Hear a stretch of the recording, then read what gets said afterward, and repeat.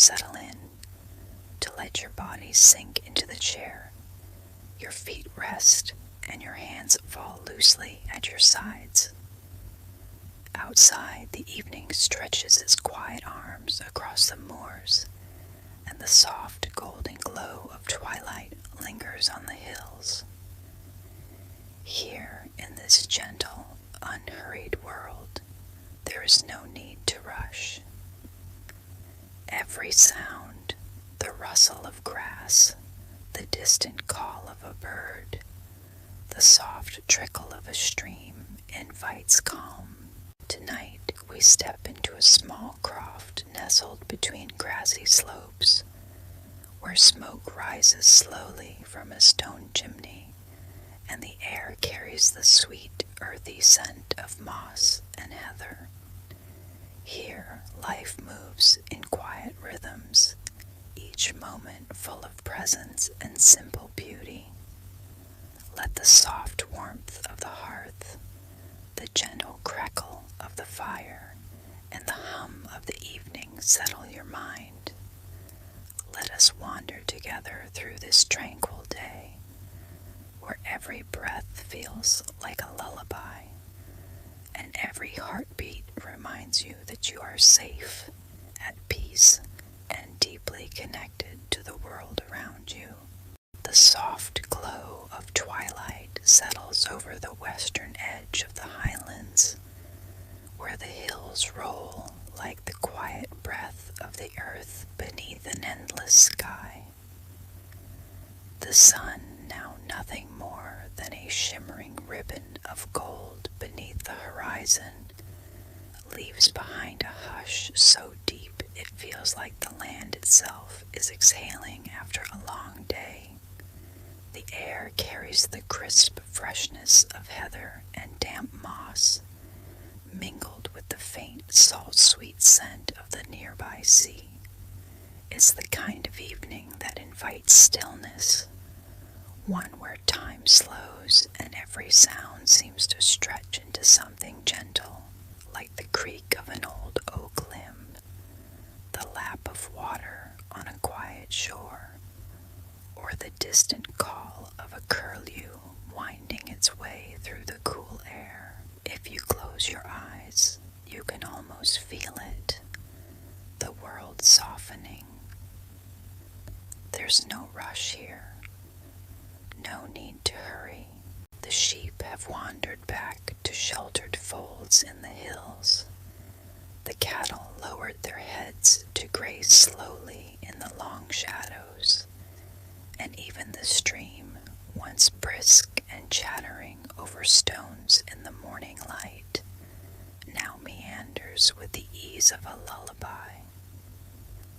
In this peaceful moment, it's easy to imagine stories rising from the land, not told with loud voices or dramatic gestures, but murmured softly, like breezes through tall grass or the quiet crackle of peat on a dying fire. And so, let us sit for a moment beside a low stone wall, worn smooth by centuries of wind and rain. Pull close your woolen shawl, breathe in the cool evening air, and listen. This is not a tale of great battles or daring escapes. No, this is the kind of story meant to cradle your thoughts, to ease the mind and settle the heart. A story of quiet places, of old rhythms, of the gentle magic found in everyday things. A story told in the soft brogue of the north, where words are shaped like the curves of hills and the slow rhythm of tides. Come, let us wander. Picture, if you will, a small croft nestled between two grassy slopes, just where the high moorland begins to drift down toward the sea. Smoke curls from the chimney of the stone house, thin and steady, blending with the evening mist that slips across the fields. The roof is patched with moss in places, and the wooden door, painted a faded blue, swings gently on its hinges with each passing breeze. Inside, the fire in the hearth has been banked low, a few embers glowing red beneath a thin layer of ash. The light is dim, golden and drowsy, casting long, soft shadows across the wooden floor. An old wool blanket rests across the back of a rocking chair, its threads worn soft from years of use.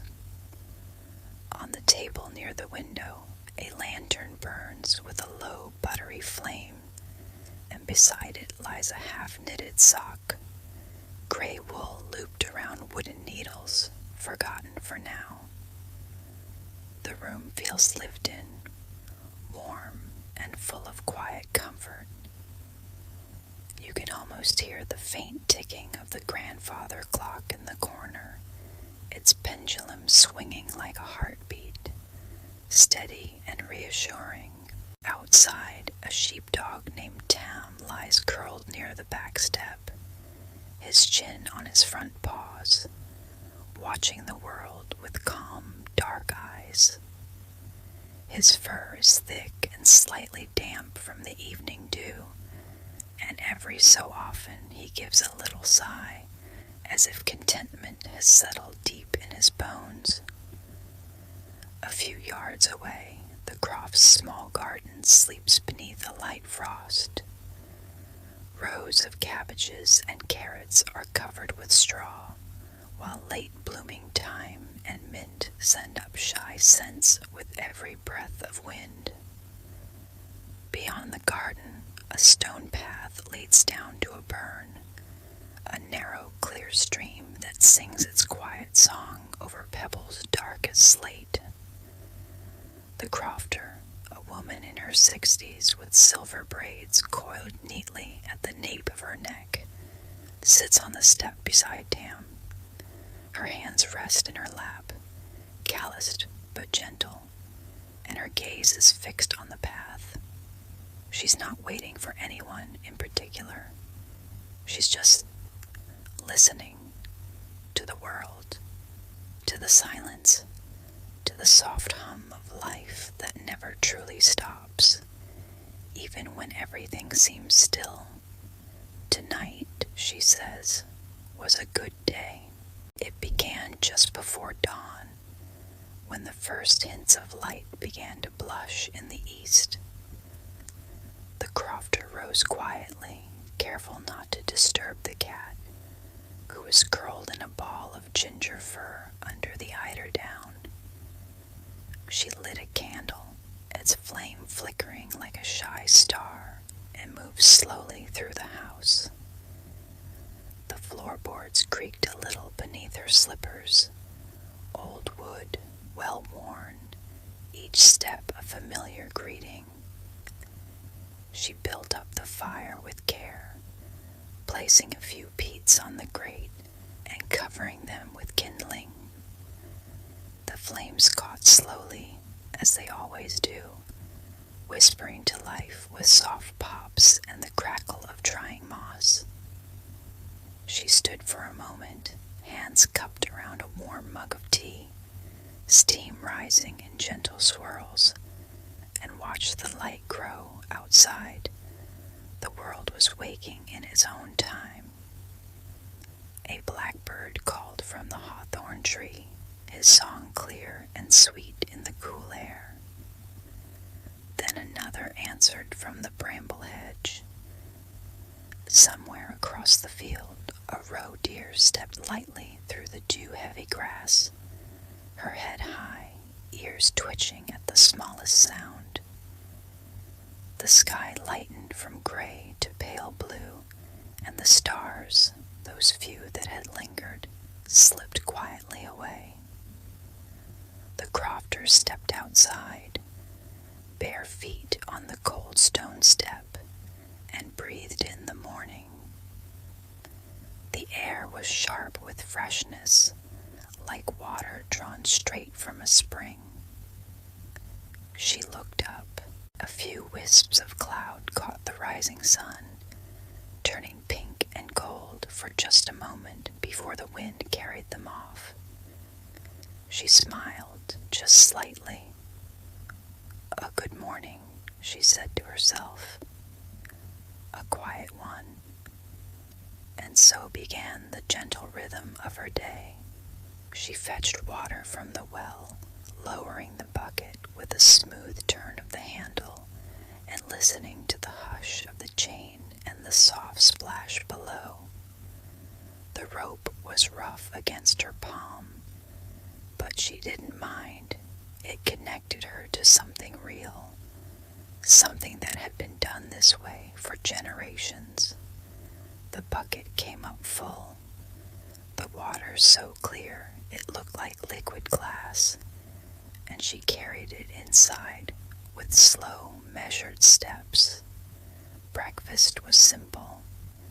Oat cakes toasted over the fire, a sliver of butter melting slowly into their surface, and a spoonful of honey from the hives on the south hill. She sat by the window, where the morning light painted the table in gold, and ate in silence.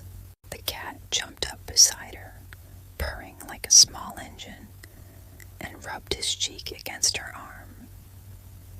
She reached out to scratch behind his ears, her fingers moving softly, slowly. After breakfast, she gathered her basket, woven from willow and softened with years of use, and set off down the path. Tam rose with a stretch and a yawn and followed, patting at her heels as they crossed the field. The grass was silver with dew, each blade bowed under tiny beads of moisture.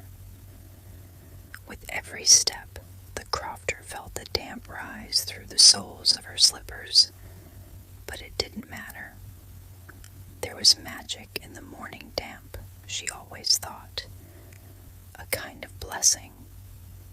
She stopped by the burn first, where the water ran shallow and bright over smooth stones. Kneeling, she dipped her hands in and splashed water on her face. It was cold, so cold it made her catch her breath, but it woke her in the loveliest way. She cupped her hands and drank, the water clean and faintly earthy, tasting of moss and mountain. Then she began to gather watercress from the edges of the stream, young nettles for soup, a few sprigs of wild mint. She worked slowly, taking only what she needed, and humming an old tune under her breath, something her grandmother used to sing when she was weaving. Tam lay down beside her, chin on his paws, one ear cocked as he listened to the trickle of water and the occasional splash of a trout. Time passed. The sun rose higher. Birds flitted among the trees. Wrens, robins, even a coal tit that landed on a low branch and cocked its head at her, curious but unafraid. Later, she made her way to the sheepfold. The ewes were already up, moving slowly across the pasture, their lambs close at their sides. She counted them quietly, more out of habit than necessity, and smiled when she saw that 2 new lambs had been born overnight. Tiny, wobbly things with eyes like polished jet, already trying to keep up with their mothers. She opened the gate and let them into the lower field, where the grass was sweeter and the shelter better. One ewe, old Bessie, looked at her with a knowing eye and bleated softly, as if to say, "Thank ye, mistress." The crofter patted her neck, rough with wool and warm with life, and murmured, "Aye, you've done well." Back in the garden, she worked for a while, stirring the compost, turning with a small spade, planting a few early peas in rows she had marked with twigs. Her hands moved with the slow grace of someone who knows the earth and trusts it. She didn't rush. There was no need. The soil was soft, the air mild, and every task felt like a kind of quiet prayer. By midday, she returned to the house. She lit the stove again and put on a pot of soup, potatoes, onions, nettles, and a bit of barley. It simmered gently, filling the kitchen with a cozy, earthy warmth. Steam rose from the pot, swirling upward in lazy spirals, and she stirred it with a wooden spoon, watching the bubbles rise and pop.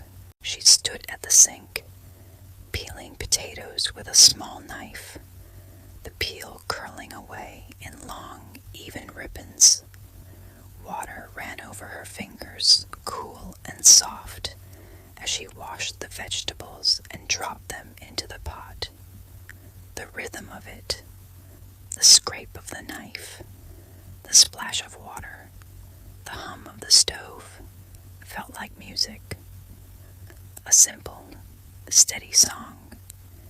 She cut a few slices of bread, toasted them lightly, and spread them with butter. Then she sat at the table again, this time with a bowl of soup in front of her and Tam curled at her feet. The cat watched her eat with hopeful eyes, and when she dropped a tiny piece of potato beside him, he pounced, then sat back as if nothing had happened. Outside, a swallow darted past the window, wings slicing the air with a soft whoosh. The crofter watched it go, then closed her eyes and listened to the quiet of the afternoon. The sun climbed higher, then began its slow descent. Clouds gathered gently in the west, not thick or heavy, but soft as mists, their edges tinged with light. The crofter stepped out once more, this time to hang the washing on the line. A few shirts, a pair of wool socks, a cotton dress, all damp and heavy from the wash, but soon to dry in the cool breeze. She pegged each item carefully, her movements unhurried. The clothes fluttered slightly in the wind, like flags waving gentle greetings to the sky. She stood for a moment, her hands resting on the wooden post, and watched them sway. It was peaceful, this small act. There was comfort in routine, in the knowledge that even the simplest things, washing, drying, folding, had a kind of grace when done with care. Then she walked to the edge of the moor, where the heather grew thick and tall.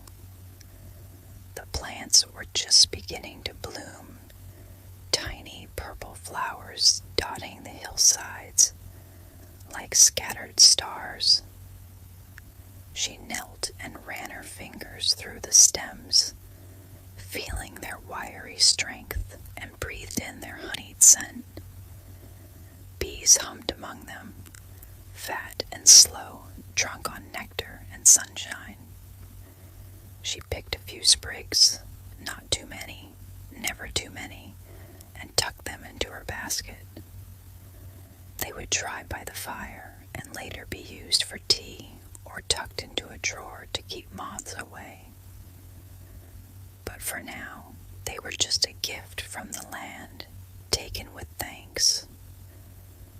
As she walked back, she passed a row of old apple trees, their trunks gnarled and twisted, their branches heavy with small tart fruit.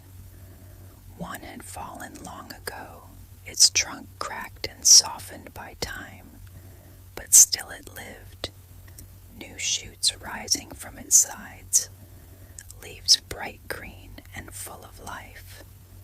She touched it gently, her fingers tracing the grain of the old wood, and whispered a quiet blessing. Trees, she believed, remembered things, and this one had weathered storms and seasons beyond counting. By late afternoon, the light had turned golden again, spilling across the fields and gilding the edges of the hills. The Crofter sat on the bench outside her door, a cup of heather tea in her hands. Steam rose curling into the air, carrying the soft floral scent with it. She sipped slowly, letting the warmth travel down her throat and settle in her chest. Tam lay beside her, one ear flicking at the sound of a passing crow. The cat had followed her out and now curled in a patch of sunlight, washing his face with slow, deliberate paws. The world was quiet, the kind of quiet that feels rich, full like a held breath before a song. Somewhere in the distance, a sheep called to her lamb. A pheasant rustled in the bracken. The wind, soft as a sigh, moved through the tall grasses, making them ripple like water. She closed her eyes, and in that moment a memory came, unbidden, gentle, of her mother, long gone now, sitting in this very spot, knitting a shawl of soft gray wool. She had worn a faded blue dress, the same shade as the Crofter's door, and her hands had moved with the same rhythm the Crofter now used when she knitted. The sound of the needles clicking together, the soft tug of wool through fingers, the occasional hum of a tune. These were things the Crofter carried inside her, like heirlooms passed down through silence. She opened her eyes and looked at her hands. They were older now, marked by time and work, but they still remembered, still knew how to mend, to weave, to gather, to hold. A wave of calm washed over her, not sudden, not dramatic, but deep and quiet, like a slow tide coming in. She exhaled, long and soft, and felt her body sink into the bench, into the moment, into the land. Evening came slowly, as it does in the Highlands, where dusk lingers like an old friend reluctant to leave. The sky darkened from gold to lavender, then to a soft indigo, and the first stars began to appear. Faint at first, then brighter, scattered across the heavens like salt on velvet. Inside, the Crofter lit the lamp and banked the fire once more. She placed a few small logs on the grate, just enough to keep the warmth, and watched as the flames danced low and steady. She poured a cup of warm milk, added a drizzle of honey, and carried it to the rocking chair. She picked up the half-knitted sock, slipped the needles into her hands, and began to knit. The wool was soft, the color of storm clouds before rain, and each stitch fell into place with quiet ease. Click, click, click. The sound was rhythmic, soothing, like the ticking of the clock, or the soft breath of a sleeping child. Tam stretched and came to lie at her feet. The cat jumped into her lap, curled into a tight circle, and began to purr, a low, rumbling sound that seemed to vibrate through the room. Outside, the moon rose, full and pale, casting a silver path across the burn. The water sparkled as if dusted with diamonds, and the air grew cooler, crisp with the promise of night. She didn't think about tomorrow, not about tasks or weather or what might go wrong.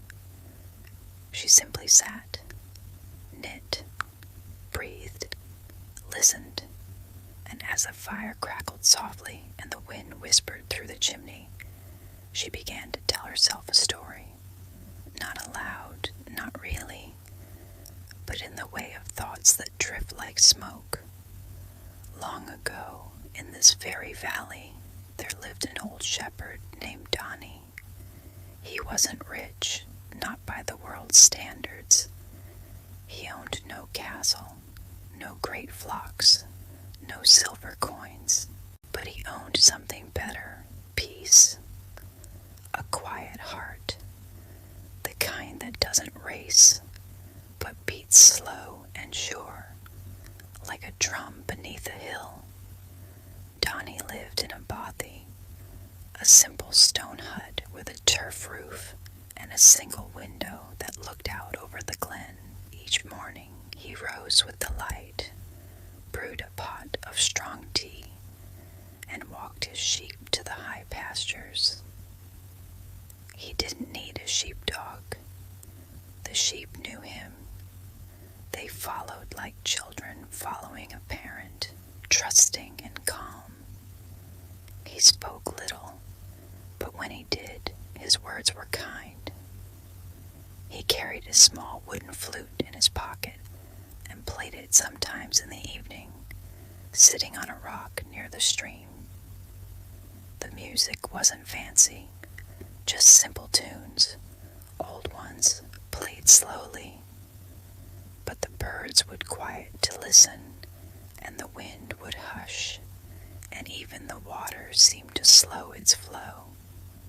One autumn, a storm came, wild and sudden, with thunder that shook the hills, and rain that fell like arrows. The sheep scattered, and Donnie spent 2 days crossing bogs and climbing slopes to find them all.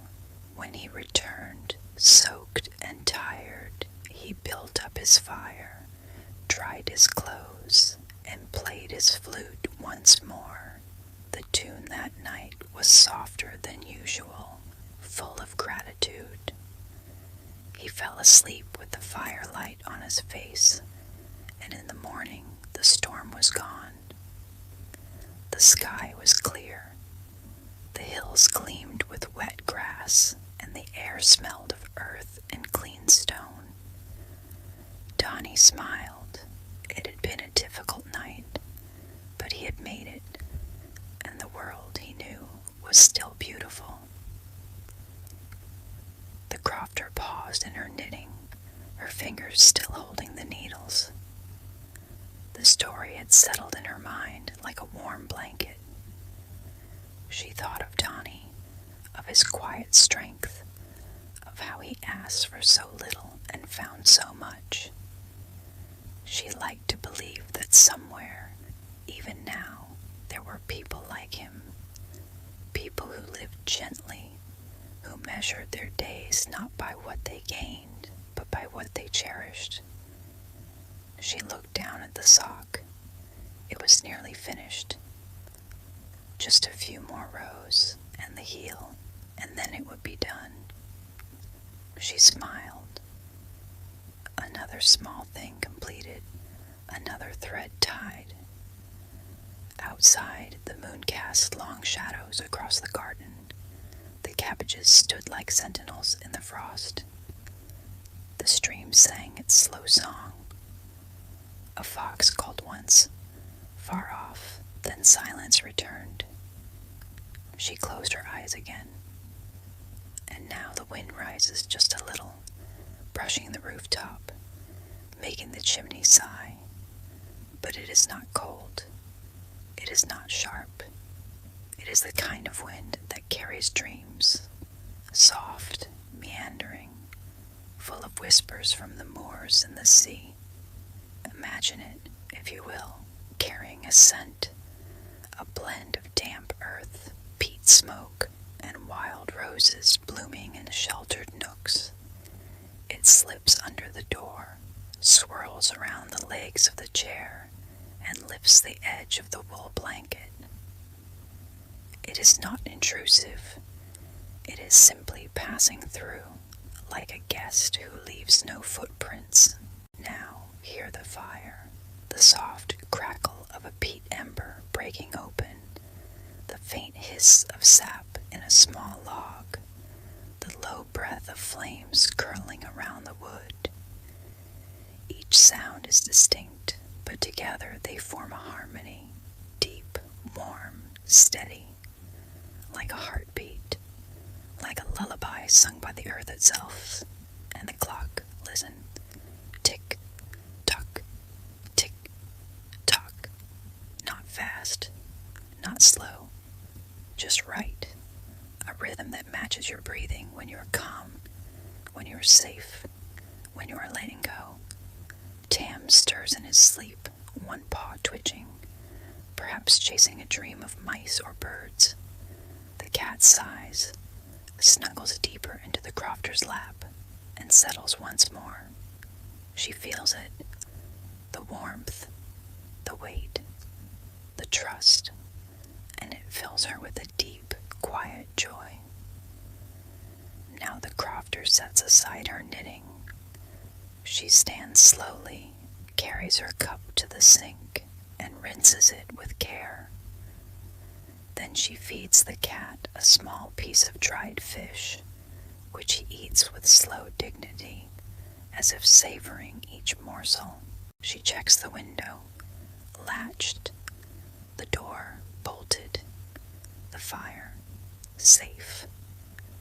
Everything in its place, everything as it should be. Up the narrow stairs she climbs, each step creaking just a little, like an old friend greeting her. The bedroom is small, with a low ceiling and a window that looks out over the moor. The bed is made of dark wood, sturdy and well worn, covered with a patchwork quilt stitched by her grandmother's hands. She undresses slowly, folding each garment with care, and slips between the cool sheets. The pillow is soft beneath her head. The blanket settles over her like a sigh. She closes her eyes, and now the silence grows deeper. Not empty, but full of presence, of peace, of the quiet hum of a world at rest. Outside, the moon rides high. Stars blink with steady light. A barn owl glides over the field, silent as shadow, wings outstretched, hunting with grace. The burn continues its song, never tiring, never hurrying. Somewhere, a hare hops across the path, pauses, listens, then moves on. Inside, the crofter breathes slowly, deep and even. Her body is relaxed. Her mind, once busy with small thoughts, now drifts like a leaf on water. There is no need to hold on, no need to remember, no need to do anything at all. She imagines the earth beneath her, solid, ancient, kind. She feels its slow turn, its quiet pulse. She is part of it, held by it, loved by it. And as sleep begins to gather around her, soft and warm as wool, she smiles, just slightly, and whispers into the dark, "Good night, dear world.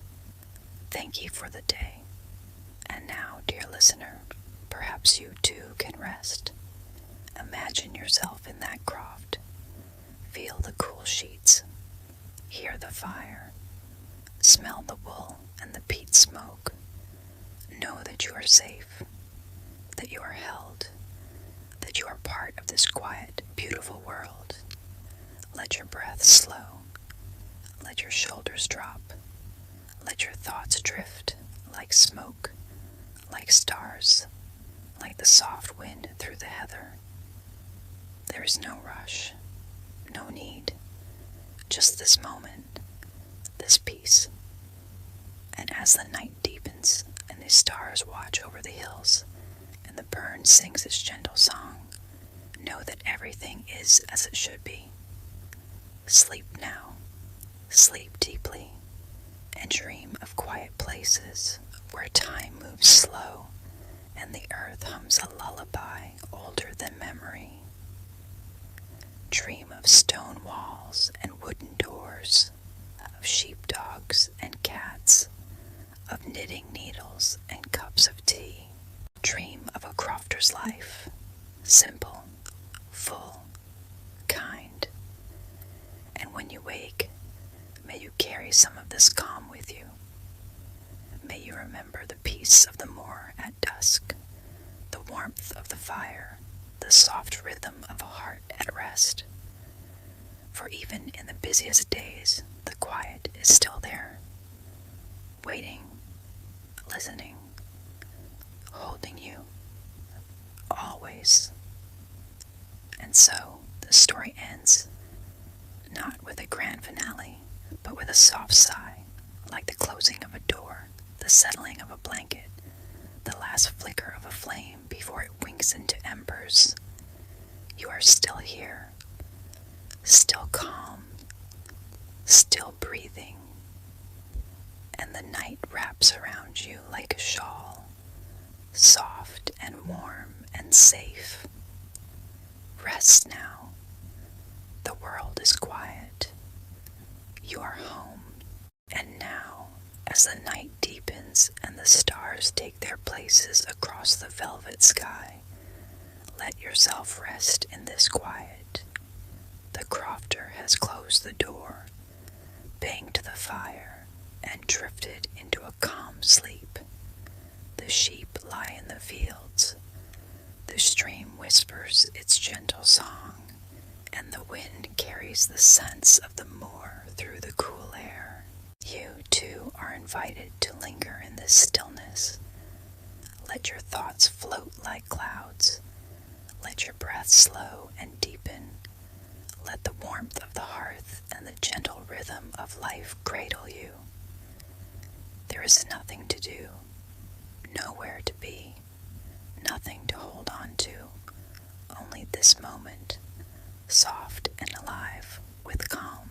Carry this peace with you as sleep gathers around you like a woolen blanket, as soft as the hills, as steady as the heartbeat of the earth.